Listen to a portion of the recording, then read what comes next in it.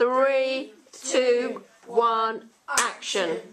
And after 600 days, my uncertainty go on. I still don't know what's going to happen in my future, still don't know what's my right going to look like. And Theresa May said very clearly all the time, nothing is agreed till everything is agreed. And at the moment they're playing Jenga with my future, and if something goes wrong, they're going to pull the piece, and I'm going suddenly, from overnight, I can become illegal into this country, just because they don't want to have a deal with the EU.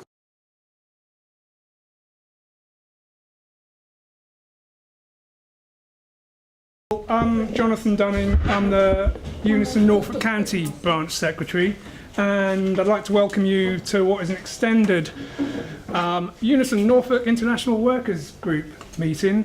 But the main purpose of the meeting tonight is to make a film.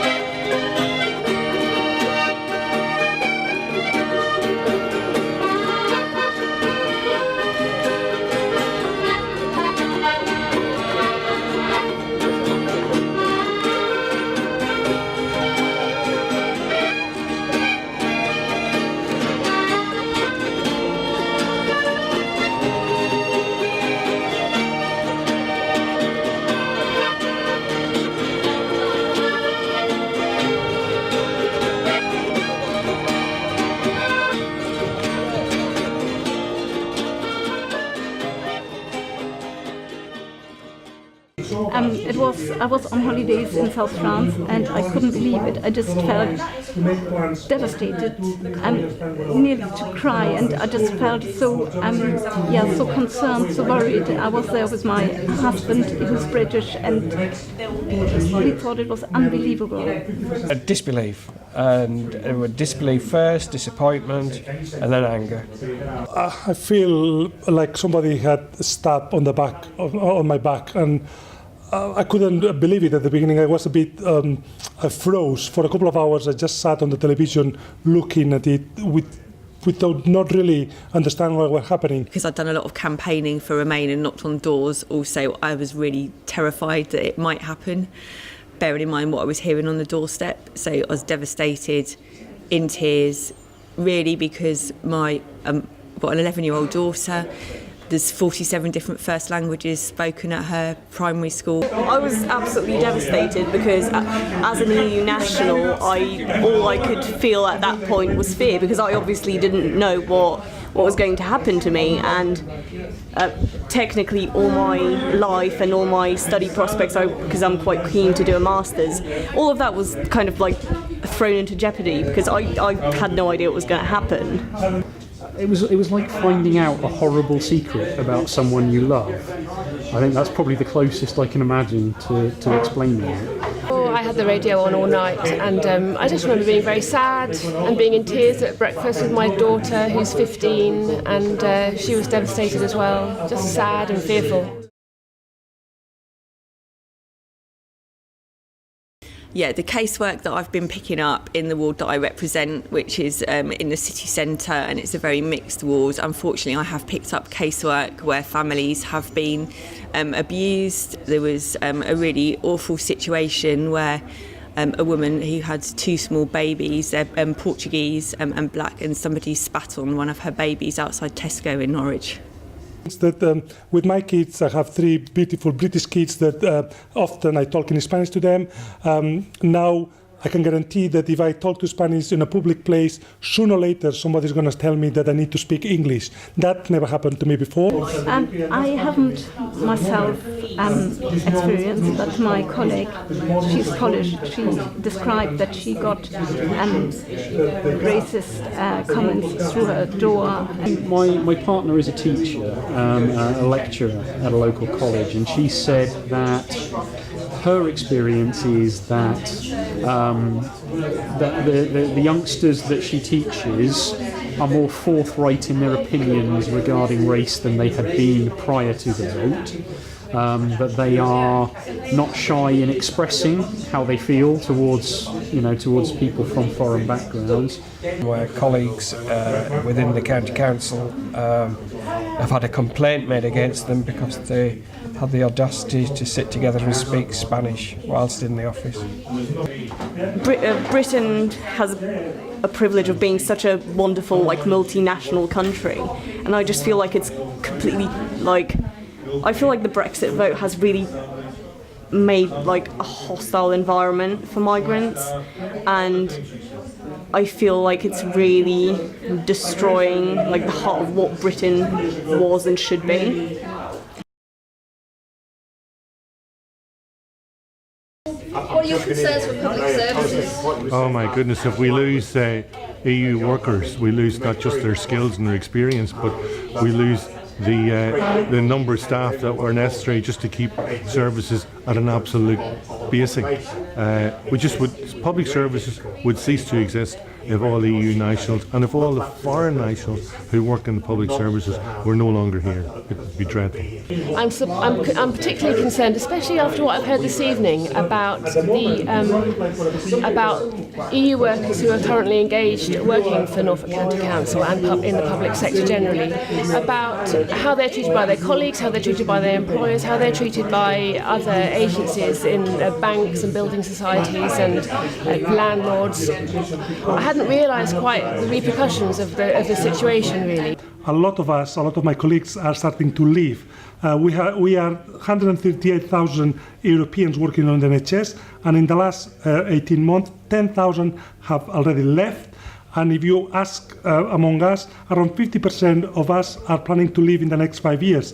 That means that suddenly, in the next 5 years, we're going to have a gap of 70,000 doctors and nurses that there's no other British-born nurses or doctors coming through. That means that in 10 years' time, the gap will be that wide that it will be impossible for care for people. I'm concerned that skilled people, some of the more reasonable Brexiteers that I've seen perhaps have said, oh, but now we'll be able to choose who comes here. And it's like assuming that they want to come. And I'm not convinced that those people necessarily will. I think it has changed fundamentally how a lot of people from abroad see Britain.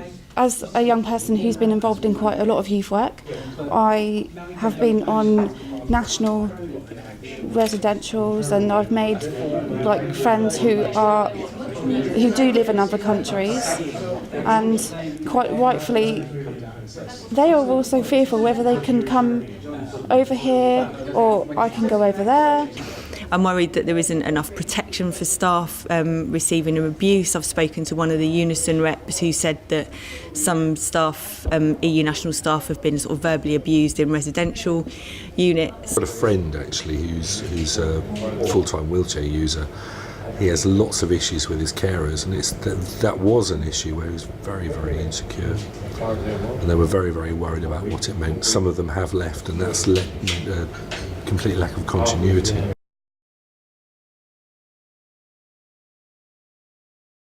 I think settled status is an insult, just for the name itself. After 17 years, I thought that I was quite settled. I'm quite married, happy with kids. Suddenly, the government is telling me that I'm no longer settled. I need to apply for a settled status. But not only that, I feel like the government is treating me like a criminal. Basically, is putting me a label saying that I'm a second-class citizen. Now, if I don't get this ID card, I won't be able to work, I won't be able to apply for a bank account, I won't be able to to come back into this country or to move.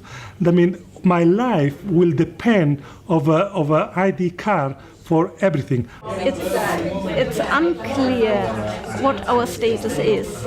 I'm just 62, 63, so I'm planning to reduce my hours. I'm planning to maybe retire. I don't know how that fits in my legal status to stay in this country. So I'm married here, but my husband doesn't speak German so far, so I don't know what happens with us if I can't stay here.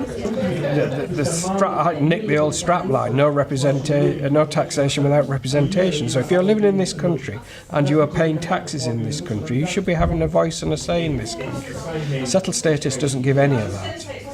And in fact, it takes it away. I looked at the document the other day, and there is nothing in there about the current right that EU nationals have to vote in local government elections. So is that in, out? I don't know.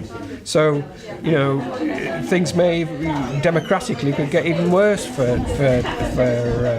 European citizens that have to work and live in the UK. What do you think UNISON should be doing? What do I think UNISON should be doing? UNISON needs to mobilise grassroots votes. It needs to educate members, because as we know, we've seen people who, on just simply hearing that we had a dedicated EU workers group, have complained or even left the union altogether. We should be challenging discrimination where we find it, and we should be standing up for all of our staff equally. We need UNISON to be listening to young people and what our ideas are, what we think needs to be changed, and because we are the future generation. And I think UNISON should be making the case that older people are not necessarily Remainers, not necessarily Brexiteers, and certainly not necessarily racist or against people coming to Britain from Europe or elsewhere, because a lot of us think very differently to that. UNISON kind of being confident and outspoken about the rights of migrants, and the more public appearances and public actions can be taken, essentially the better. And what UNISON can do is to be my voice and to give me a platform to enter this debate. We should be fighting for all our citizens, all our workers, all our members, because we're stronger together, and we provide a better service when we're together, when we're as one. I hate what's happening to them at the moment, and we should be doing more about it. We should use our voice at every single opportunity. Engage.